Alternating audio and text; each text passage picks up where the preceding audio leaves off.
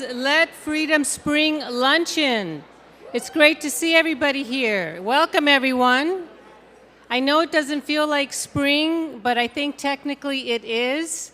And from what I heard, they were saying that after today, spring is coming. Like the weather's going to be changing after today. So we're kicking it off today. Yay. My name is Eva Aguirre Cooper. You might remember me formerly from WOOD TV8. I am now the Vice President of Community Partnerships with Televisa Univision. That's the Spanish language network. So basically, what I learned and what I did here in West Michigan with community, I am now working with all our local markets and doing in community and local outreach with all our stations across the country. So I'm loving it. There's a unique special sauce here in West Michigan, if you guys haven't seen it before. But that's what I'm doing now, but I still live here. But I'm so grateful that you are all joining us here today at this gorgeous Frederik Meijer Gardens and Sculpture Park here, again, another gem in West Michigan, for our 10th, can you believe it? Our 10th annual Let Freedom Spring Luncheon.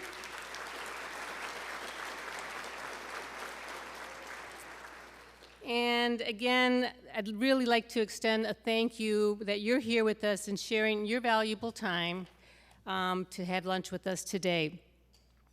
Additionally, I really want to thank our sponsors and partners that support us.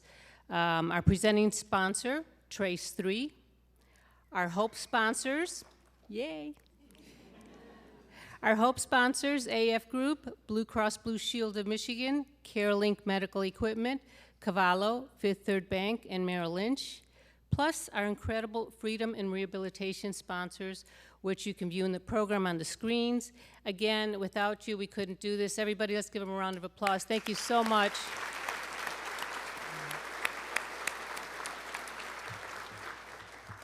You know, not only is it my pleasure to MC here with you today, I've done it for many years in the past as well. I think at one of the luncheons, my glasses broke. Remember that year? It's like all of a sudden I was losing, what? They broke. Anyway, but I've also been on the, on the Mary Free Bed Foundation Board of Trustees now, I think for almost a decade since it started. But really excited that we celebrated our 10-year anniversary for the Mary Free Bed Foundation Board, impactful and 10 years, and I think this year is going to be the 11th year. So it's moving forward, lots of great things happening. Since the foundation was created in 2012, they've secured millions of dollars, over $60 million to be exact, to create new programs, services, build and improve facilities, purchase critical equipment, bring top clinicians and providers to our teams across the region. We could not have accomplished all that we have without you, our friends, our supporters. Thank you again for the role you play in restoring hope and freedom to so many. We'd like to invite you to enjoy your lunch in each other's company, but first I'd like to welcome to the stage Reverend Catherine Lee Baker, another Mary Free Bed Foundation board member, to deliver the blessing over our time together.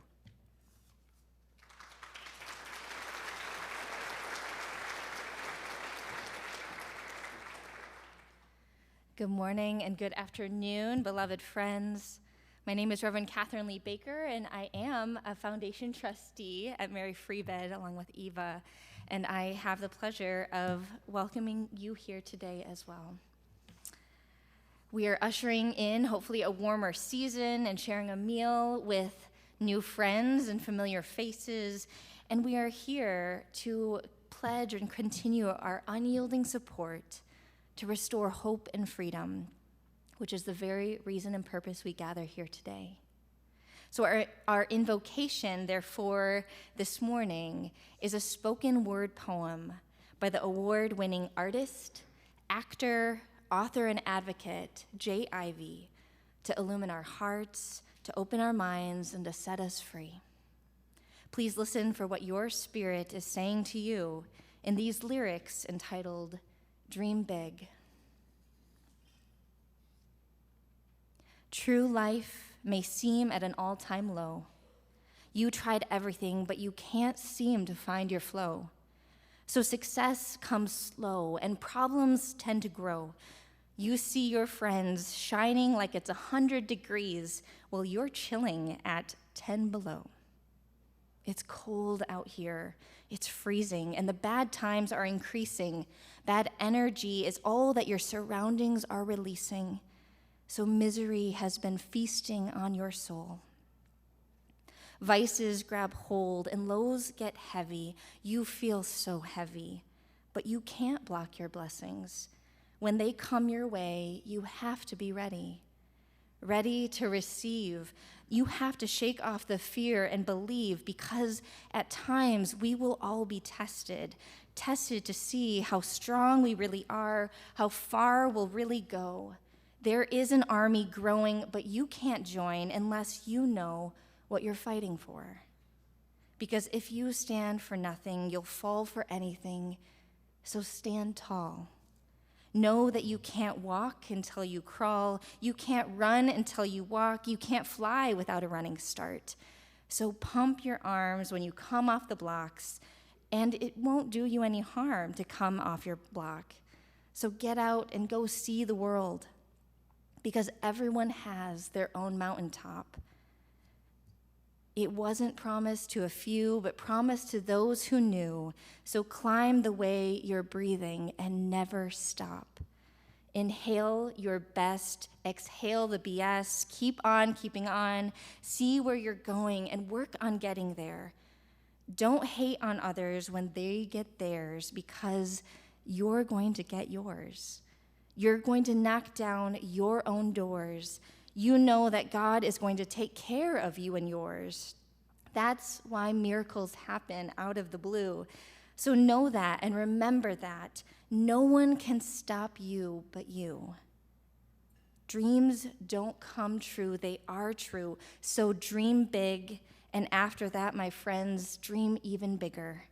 Dream so big that Martin and Coretta are up in heaven, holding hands, smiling down on us with tears in their eyes and joy in their hearts, saying, amen, amen, and amen. My friends, let freedom spring.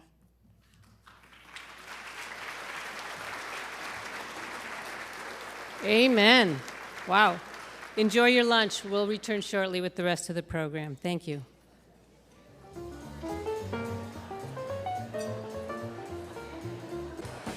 Hello again. I hate to interrupt the wonderful conversation that's going on. I know it's so great to see everybody. Please continue to enjoy your lunch. We are going to continue with the program so that we can get everybody out of here on time. You know, it's just so nice to see. It's such great joy to see the camaraderie that's going on, the talk, the laughter, the reconnection, the community with one another. And again, I'm so glad that you are all here again this year for the Let Freedom Spring. It is one of my favorite events. It kind of kicks off the spring with joy and certainty that there are sunnier days ahead. Sunnier days ahead is a concept very familiar in Mary Freebed. Their mission is to restore hope and freedom through their rehabilitation, which is all about helping patients and their families see the sun through the storms they might be experiencing on their road to recovery. I'm one of those families that did see the light through Mary Freebed's sunshine and was dealing with my own personal storm when my daughter got to visit the services at Mary Freebed, and I got to tell you, there's nothing like that warmth when you know that they're there for you. At the helm of that journey through the storm is Mary Freebed CEO Kent Riddle.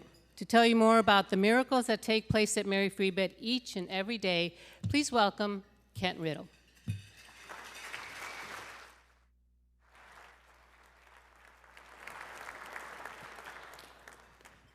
Hey friends, you all that know me know how delighted I am to see all of you. It's like a family getting back together, so I always feel like it's a family reunion here. I want to thank Eva and Catherine, that was beautiful, thank you. Spencer, who's coming up after me, is really the star of the show. I'm the fill-in warm-up band. I want to recognize all of you who have been longtime supporters of Mary Freebed both with your time and your treasure. Most especially Board of Trustee members, past board members. There are several of you here. There are some foundation board members here. Many of you are here. There's a couple of tables or more of guild members here, the Mary Free Bed Guild that started Mary Free Bed in 1891, 132 years ago. Think about that. Old mission. The guild's not old, but the mission is old. It was a free bed in 1891 that they started, and the name Mary, people don't realize this, but Mary was a fundraising gimmick. And it was, hey, if you know somebody named Mary or you are Mary, then give us a dime toward this free bed. And people ask me today, are there free beds at Mary Free Bed? I said, well, we've got about 500 beds, and there are always free beds every night at Mary Free Bed, because we serve all people, regardless of insurance. So, want to recognize the guild, the board, and the other board. There are also a lot of people here who are maybe curious about Mary Free Bed, and some of you that I don't recognize, and you're here to find out about it. And Spencer really will tell you about it, and I'll try to as well. I wanted to thank our sponsors. You're always there for us, and you make this possible so that we can use this money toward social good. What I mean by that is we don't use fundraised money for operations. We use fundraised money to do the special things that we wouldn't be able to do otherwise, to make a difference. And Eva had, at the beginning, mentioned some of those. David Hooker is here.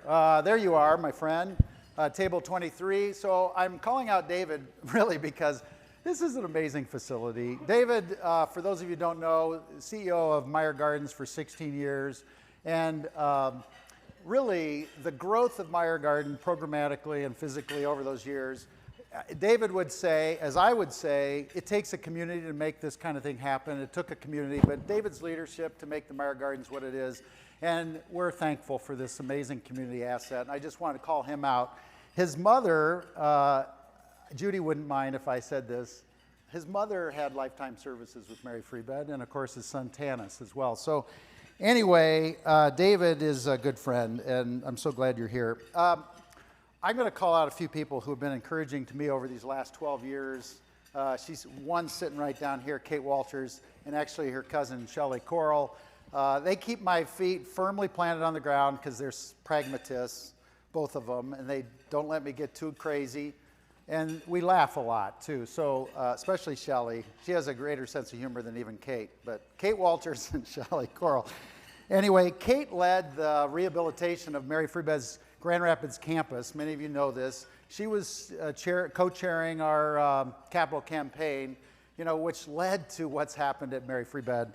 Statistically, 12 years ago, one facility, 12,000 patients a year, 80 programs. Today, 8 hospitals, almost 100,000 patients, 150 programs, 3 states, 62 locations, 40 communities. So the growth that you've all enabled, she started, has really taken off. Joan Secchi is here at table 4. So Joan is co-chairing the next capital campaign. And if anybody's interested in being her co-chair, Joan, raise your hand. People can see Joan. But she's leading our new children's hospital, the fundraising for our new children's hospital. And I just wanted to call you all out because they know how much I love them. Dirk and June Hoffius is here. Now, why am I calling Dirk out? He's over there at table 22, just kind of giving me a look right now because he doesn't like to be called out. I'm calling out Dirk because we sat at One Trick Pony one day and he said, I told him what the next plans were for the foundation. And he said, Kent, that's not right. I wouldn't do that. He said, what I would do is I'd put it, let's do something for the kids. And he was right. So we started Full Peds Ahead, and many of you contributed to Full Peds Ahead. $17 million in endowment today for 3 programs with kids that are unreimbursed. Autism, chronic pain, and I'm going to tell you about the 3rd program in a second. This was Dirk's seed that he planted, and then you all got on board, and many others, to not only endow it, but to fund it. And we've had an amazing, I'm going to tell you about this program here in a second. I wanted to call out some others. Ellen Carpenter's here. So Ronald McDonald House, she heads it up. She's over, there you are. Hi, Ellen. She's giving me a look like Dirk gives me. Anyway, Ronald McDonald House is expanding too. And the reason I bring up Ronald McDonald House, they're a partner of Mary Free Bed's, Helen DeVos Children's Hospital, of course, is Mary Free Bed's partner with kids. And Pine Rest would be another partner. Cherry Health too, Tasha Blackman's here. Cherry Health are taking care of kids. So we are making Grand Rapids the epicenter for kids' health care on the planet. Seriously. That's what this new Children's Rehab Hospital, that's why Joan got involved. So, because the new Children's Rehab Hospital will make Grand Rapids the epicenter for children's rehabilitation in this country. I want to call out my peeps, my Mary Free Bed team members, volunteers, and employees alike. Right now, if you'd make a little noise, it'd be nice, maybe. Yeah, yeah.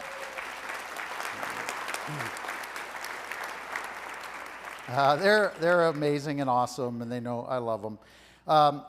This is the advice from one of the top rehabilitation physicians in the country, Dr. Michael Jakubowski, who is the CMO at Mary Free Bed. He's one of the top because Mary Free Bed is one of the top, so that makes him one of the... Anyway, here's his advice. It's brilliant. This is the best advice you will get this year, I'm telling you. What we don't do today, we can't do tomorrow. What we don't do today, we can't do tomorrow. So this is the nature of rehabilitation, and it is brilliant. Here's the science. As we age, 80% of our decline in our ability or our function is not due to natural aging. It's due to a decline in activity. 80% of the decline as we age is due to the same decline in activity. So you got to move. Now this applies to tragedies, birth defects, you name all the things that we treat at Mary Free Bed. This is the science of rehabilitation. And it applies to every one of us, you, me, and Olivia. So Olivia was born 8 weeks premature about 2 years ago at I got to get the name right, Trinity Grand Rapids, the former St. Mary's. And if it wasn't for Full Peds Ahead, remember Dirk Hoffius, all of you who funded Full Peds Ahead, Olivia's mom would have taken Olivia home, and 2 years later, a pediatrician would have said, with mom, we've got a problem. Olivia's not moving correctly. Olivia's not cooing. Olivia's not doing all the things children do. There probably was, we need to assess, a hemorrhagic stroke at birth.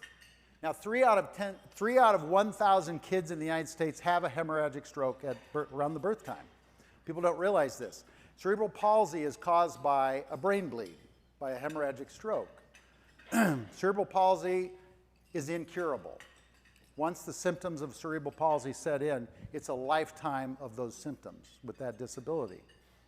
Right? So that would have been the end of the story. But no, that's not the end of the story. Olivia's NICU team said to Olivia's mom, we're going to have you go see the Mary Free Bed Early Movement Disorder Clinic, which is the third program that you all started with Full Peds Ahead, that we could never have done if you hadn't funded it because there is no funding for it. And our team saw Olivia, and Olivia was very locked up. So imagine, all the cerebral palsy. Cerebral means brain bleed, in this case, palsy, paralysis. So not moving. I'm going to pretend I'm a baby for a minute. I can move this side, but I can't move this side. Karen Custer's looking at me like... Anyway, 8 months later, after a lot of intervention by speech therapists, occupational therapists, physical therapy, overseen by a specialist, a pediatric physiatrist, rehabilitation physician, Olivia was normal. 8 months later, normal. That means no symptoms of CP showing anymore. So we didn't cure CP, we avoided CP in the first place. Now, you all did that for Olivia, and we did that for hundreds of other kids since we started Full Peds Ahead just a few years ago. But what did I say? 3 out of 1,000. So what that is 10,000 kids in the United States a year are born with, have a hemorrhagic stroke, are born with what leads to the symptoms of CP. 10,000. How do we get to 10,000 kids? You all want to save 10,000 kids from the symptoms of CP? Well, we can't do it one-on-one like that, like we do for 8 months, because we don't have 10,000 clinicians and there isn't the money to do that. So we had to get really efficient. So yesterday, I ran into Mike Jakubowski's office and I said, hey, how's our early movement disorder program doing? Because I'm going to talk about it tomorrow. And he said, we have a backlog.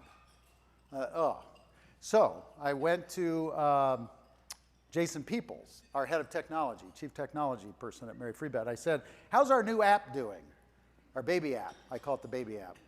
He said, it's almost done. We've been working with Linda Chamberlain, those of you know Linda, and GVSU on an early movement disorder application that anybody with a smartphone can take their phone and can videotape that baby and upload that videotape, and AI will determine if there's a problem or not with the movement of the baby. Isn't that genius? All right, so, yeah. Well, now, guess who funded that app so far? You all did. We're using money from Full Peds Ahead, the app, so we can get to more kids. All right, so follow me with the math. 10,000 kids a year. There are 17 million people on the planet who have cerebral palsy. That's 180,000 kids are born in the world every year. And how many people have these? Whether it's in Kentwood or Kenya, it doesn't matter. This app will enable a mom, a midwife, a grandparent, a friend, a clinician to take a video, have it upload, and say red light or green light or yellow light. Now you're going to say, I know what you're all thinking. You're thinking, Kent, that's only half the problem. How do you save the kid then? Right? Well, we have an education academy. Mary Free Bed started an education academy years ago as a free service, not always free. To clinicians, it's not always free. But it is a free service to the public. And once it's translated, that mom in Kentwood or Kenya can then get virtual education, clinical education on what to do with that child. Speech therapy, occupational therapy, and physical therapy. All right, so I asked Maggie, who's in charge of this event, I said, Maggie, how much are we trying to raise tomorrow? The reason I asked Maggie that is I said to Jason, I said, how much money do we need? Because Mike Jakubowski said, here's the problem. We got a backlog, but we got another problem. Problem is we can't take all of the data. We don't have the money to take all the data from the couple of hundred kids we've already done this with and put it into the app, move all that into the app. And then I asked Jason about that. He said, that's $180,000 to move all that data and content in the app so AI can then can make a determination that there's a problem. There's potential CP. All right, so are you with me? So I said to Maggie, I said, well, what if we use the money from tomorrow's lunch to feed the app so that we can go save 10,000 people, kids, a year? Or maybe 180,000 kids a year worldwide. And she said, well, that's up to the foundation board, isn't it? And I said, yeah, it is. All right, so Jock Moss is here. Jock Moss is here somewhere. And let's see, Lee Perez is here. Lindsay's here. Where's Lindsay? There she is. Let's see, we got Eva's here, Catherine's here. We got a lot of the foundation board here. I'll ask them later, but my question, if we could put a little pressure on them, first of all, if we could raise some money, and then if we can put a little pressure on those foundation board members that are here, I'm on that board too, but I'm on board. We can put that money toward getting the app done so that we can go save 180,000 kids worldwide every year. And you know what? If we do this, 30 years from now, there will be a Nobel Peace Prize for medicine given to all of you at Meijer Gardens on May 3rd, 2023 for making this happen and ending cerebral palsy in the world. All right? All right. Are you with me?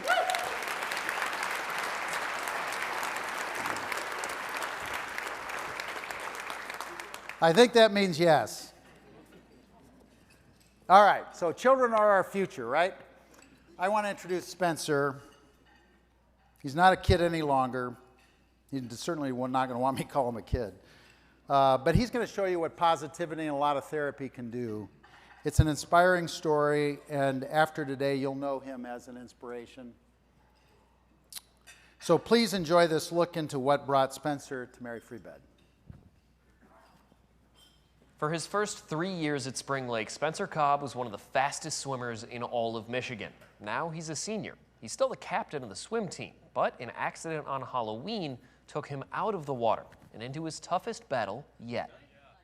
It was a dare. It does not matter what he's doing. Like a cold water challenge type of thing. Spencer Cobb is going to try and win. I looked at my friend, I was like, if you go in, I'll go in. A polar plunge on Halloween night.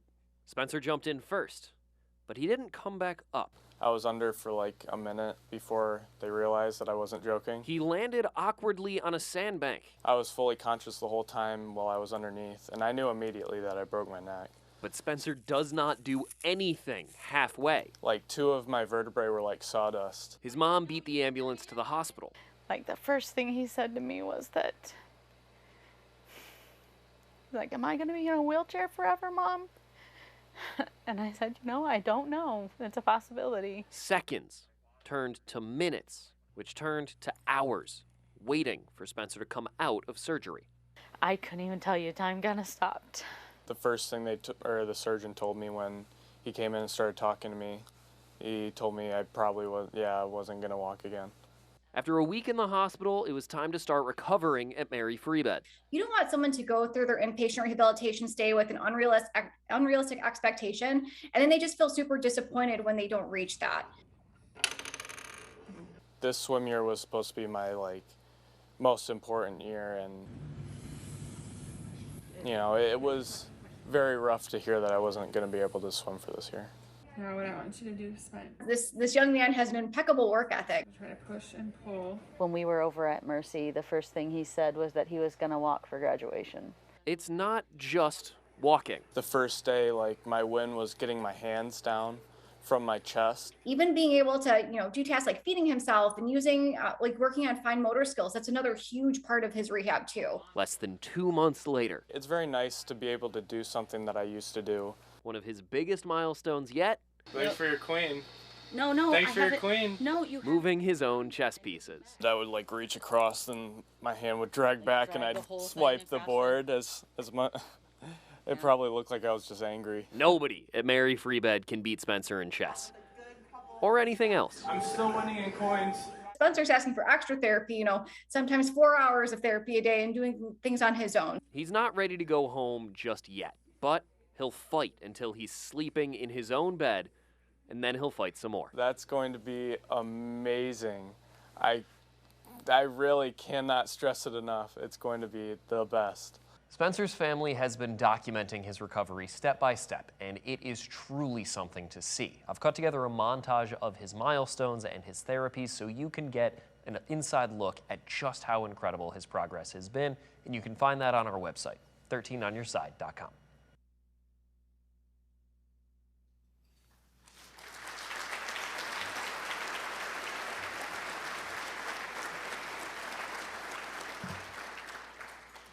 Hello, everyone.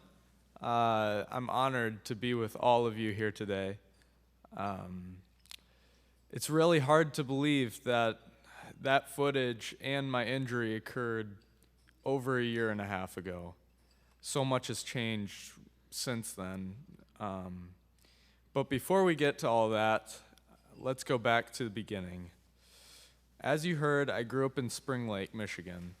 I've always been an active person, from hiking to swimming to surfing, and swimming. It's really kind of been my thing for the past 7 years.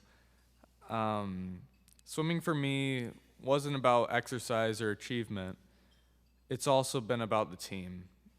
My teammates have always been like siblings to me, and I didn't know how much they would mean to me later on in my life. It's true what you heard in that video. All of my friends got together to hang out on Halloween. As teenage boys do, we started to dare one another to do some unusual things, like jumping into the cold water for some reason. I dove headfirst into the water and I broke my neck from C5 to C6. Later on, I was rushed into the hospital to get a cervical fusion from C5 to C7. And I remember my parents telling me that the surgeon came to them and said that it was a very serious injury, that it would be the next 2 years, 3 years, my entire life would probably be tough. And it was very hard when I woke up after that injury. I had sustained an incomplete spinal cord injury after diving into the water. This means that my spinal cord was nicked or partially injured. This is a very important detail because it was just the beginning. It was the beginning to realize that I had nothing. I had nothing to start, and I felt lost, honestly. I had never really known anybody with a spinal cord injury before. Strangely enough, when I was a kid, I always used to wonder what it was like to be paralyzed. I would hear about people breaking their necks, and I would wonder what it was like to just not be able to move. I would wonder how somebody just couldn't move. I firsthand felt what it was like, and it's unlike anything you can ever experience. Apparently, my vertebrae were in very rough shape after I dove in. They were like sawdust. My C5 and C6 vertebrae needed to be replaced with carbon fiber vertebrae. It was a very hefty procedure, to say the least, having a fusion from C5 to C7 and bone grafts and carbon fiber vertebrae put in. I'd like to say it is pretty cool to have carbon fiber vertebrae. But I can also say the incredible support from the community was very important to my recovery. Since I was very involved in the community through swimming, coaching, being there for other people, I always tried to be everyone's biggest supporter. And when I needed that support, people came together to be with me and help our family. And the more we realized the severity of my injury, the more we needed help, which was very hard to accept at the time. We continue to be extremely grateful for the support we received during that time and still receive to this day. I was only at the hospital for a week. If you've ever received rehabilitation or know somebody who has, you know how quick the process goes. Just a couple of days after surgery, the PTs and OTs in acute care had me sitting up at the side of the bed, which was a tremendous challenge to climb. During the first 10 seconds, I would already feel like passing out. I would be heaving and trying my 100%, and I couldn't balance. I couldn't move a single thing on my body. When I arrived at Meijer Free Bed, I was only able to lift my arms, about a foot off the bed, actually. I couldn't put my arms back down from when I lifted them above my head on the bed. My biceps worked, but not my triceps. I always like to say that I looked like Ralphie's brother on Christmas Story when I say I can't put my arms down, right? Starting my recovery journey was the hardest part of it all, though. You have no idea what the end outcome is going to be or how far you're going to get. I needed to envision how far I could get and what I wanted to achieve. At this point, I was a senior in high school, and my goal has always been that I would walk across the stage at graduation. And that was a big achievement that inspired and motivated me through all of my recovery. And I actually did walk across the stage at graduation.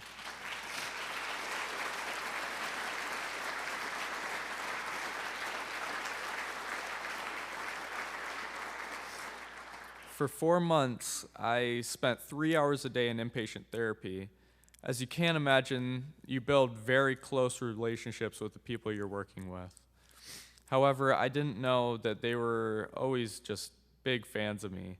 You see, I love to prank people, and with pranking can come poking fun back and forth, as you can imagine. Mick, one of my physical therapists who's over here, Mick, I want to take the opportunity to apologize for the time that I taped a picture of your face on the back of a basketball hoop in the Peace Gym. I can say, though, it did make it easier to make shots, so. I even had my 18th birthday during my stay at Meijer Free Bed. It started very special with Deb, my rec therapist, decorating my room in a Frozen theme, and complete with an Elsa Barbie as a gift. So, thank you, Deb, for that. I'm sure I pranked Deb lots of times, so I might have had that one coming. What I didn't know is that the entire team was planning a surprise casino night for my birthday because of what newly 18-year-old doesn't want to start off the night at a casino, right? They threw the party for me, but it was great that the other patients were able to join in too. The legal department would like me to mention that no actual gambling took place during the grounds of Meijer Free Bed Rehabilitation. However, I wasn't walking out of Meijer Free Bed without one last prank. At the beginning of my stay, when I wasn't even able to stand, Sydney, who is here today, my occupational therapist, bet me that if I walked out of there, I could cut her hair. That was the biggest mistake of her life. It had been 2.5 years since her last haircut.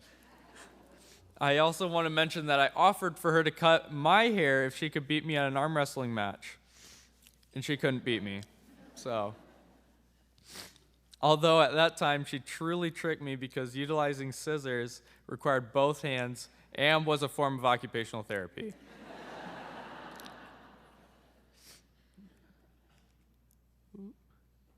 Bear with me here as I turn the page. I left Meijer Free Bed as an inpatient in March of 22 with gratitude and very much excitement. In 4 months there, I was able to achieve independence.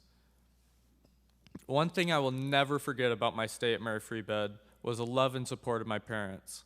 I only spent one night without either my mom or dad there with me. Let that be on the record that one night was the best night of sleep I ever got.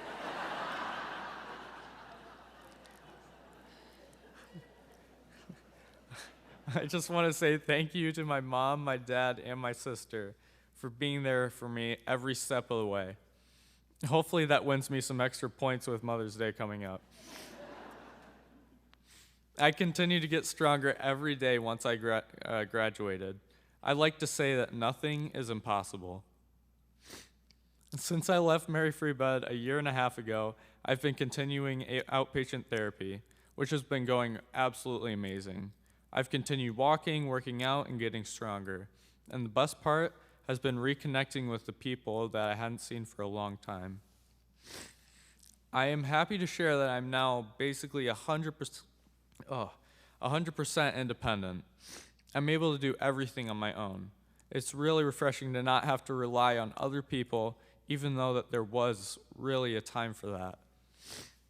I'm also excited to share that I've started driver's rehabilitation, which I've actually finished the driver's test and graduated with my license again, and now I'm waiting to adapt my car, my van that I just bought.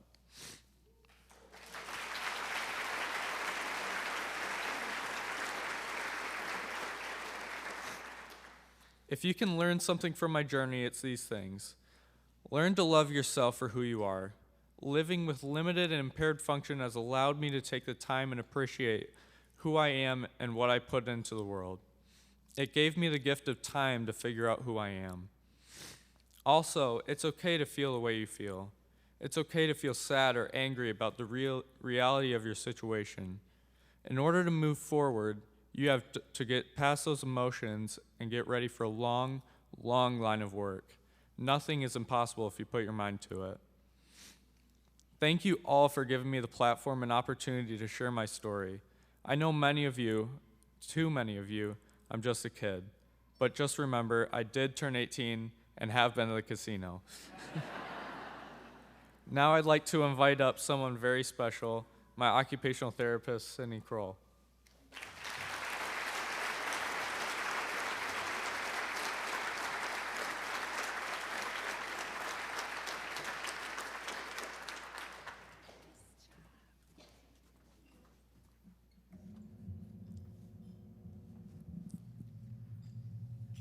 Thank you, Spencer. So good afternoon, everyone. My name is Sydney Kroll, and I'm an inpatient occupational therapist on our pediatric unit at Mary Freebed Rehab Hospital. And I have had the pleasure of spending an hour with Spencer every single day while he was there to work on some of his goals. And as you can see, he cut off like 14 inches, but that was a year ago. And the first thing he said to me today when I got here, he was like, "Wow, your hair's getting pretty long. It's time for a new bet." We'll see. So as an occupational therapist, I focus on helping patients develop skills that allow them to be more independent at all of their daily tasks. So all the things that bring you quality of life and dignity, we're able to work on those things through the musculature, the cognitive, the social, and safety awareness aspects. I remember working with Spencer in the beginning. One of the things that we worked on was self-feeding, and I'll admit it was quite comical. I think he missed his mouth about 10 times with the food, but that's all to be expected. And now, as he said, he's completely independent at something as simple as self-feeding, which we take for granted today, but it's a really important skill. What I remember most about Spencer was his energy and passion for everything that he did throughout his rehab journey. It was and still is inspirational. It's hard to pick one defining moment throughout his recovery because there are so many big and small that led to where he is today. Spencer mentioned how surprised he was that he had to begin therapy at Mary Freebed so quickly following his surgery. So beginning rehab quickly following an incident or an accident with that high level of intensity following a spinal cord injury is quite critical to patient success. With incomplete spinal cord injuries, we're not sure what motor return or sensory return that we will get. Hitting the patient hard with therapy consistently is key to restoring the neuromuscular system. In order to regain function, we need to build new neural pathways from the brain to the spinal column and then to the limbs as quickly as possible. And that is the quickest and most successful way to achieving independence for our patients. So it takes an entire team to bring our patients back to their whole self. If you think about your own life, there isn't just one aspect that makes you who you are. At Mary Freebed, we have nurses, doctors, nutrition teams, respiratory teams, physical therapy, occupational therapy, speech language pathology, the whole 9 yards. There's so many people on one care team because we really take a holistic approach to each patient, learning about them and stepping into their life to look at all aspects of what makes them truly them and how to get them back to being their true self. So much of rehabilitation is not just about the patient, but it includes the family too. We take a 1,000-foot view to look at everyone who cares for them. And in Spencer's case, that's his mom, his dad, his sister, and his entire network, which, as you heard, is quite extensive and extraordinary. Now, you're a part of that community too. Whether you knew it or not, coming here today, you joined the Mary Free Bed family because you were curious about what we do to restore hope and freedom through rehabilitation. Hopefully now you believe our patients and their families are not only defined by what happened to them, but more importantly, it's what happens after that really makes the difference. I feel lucky to be a part of so many incredible patient stories like Spencer's. Mary Free Bed is a true treasure in our community as the nation's most comprehensive and impactful rehabilitation provider. And now I ask that you too share an impact by making a gift today to the Mary Free Bed Foundation. All gifts from today's Let Freedom Spring event are catalysts for big and small moments for our patients. They bring light, joy, and transformation, and Spencer is living proof of that. I humbly ask that you consider making a gift of just $150 and become a partner in Mary's mission. If you already are a part of our donor family, please consider becoming a champion of hope and freedom by joining our major gift circle, which starts at $1,500. And as a champion, your significant investment allows us to be trailblazers in our rehabilitation. In your programs at your table, you will find a pledge card. You can make your gift by scanning the QR code seen on your table number up here on the screen or on the pledge card itself. If you complete the pledge card, simply place it back in your program or on the table, and we will collect them immediately following this event. You're also welcome to give more thought to your support and mail the pledge card in at a later date. Please know that every gift matters regardless of the amount. Every dollar that you give today goes directly into Mary's missions and to our patients. We are incredibly grateful for your support today, whether philanthropically or with just your attendance. You are over 300 individuals who gathered together as one to witness the power of hope and freedom. And just remember, as Spencer said, nothing is impossible. Thank you.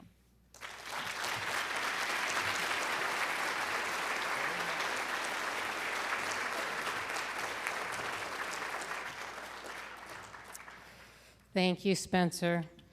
Before we conclude today, thank you for all the stories you're sharing today. Spencer, your incredible journey is inspiring to all of us to remind us here to live life with gratitude and laughter. Great lessons for us all. I hope you learned something new today about our Mary Free Bed and their mission to restore hope and freedom through the rehabilitation. We appreciate your time and generosity this afternoon. Again, I want to thank our generous sponsors, our presenting sponsor, Trace3, our Hope sponsors, AF Group, Blue Cross Blue Shield of Michigan, CareLink Medical Equipment, Cavallo, Fifth Third Bank, and Merrill Lynch, plus our incredible Freedom Rehabilitation sponsors. A word of appreciation and thanks to our volunteers and to those who helped put everything together today. Thank you for lunch. If you have time following the event, please, you can enjoy Meijer Gardens at your disposal. Go ahead and wander around the grounds if you like. Your attendance at the lunch today is a free admission to the gardens for the rest of the day. And if you'd like to take the flowers that are at your table, you may do so, but not the vases. Simply take the flowers They asked me to say, not the vase. Simply take the flowers and the vase to the registration table. They'll wrap them up for you so you can take the flowers home. They're very pretty, thank you. And leave your name tags on the table or drop them in the basket on your way out. Have a lovely day and an afternoon. Thank you for coming.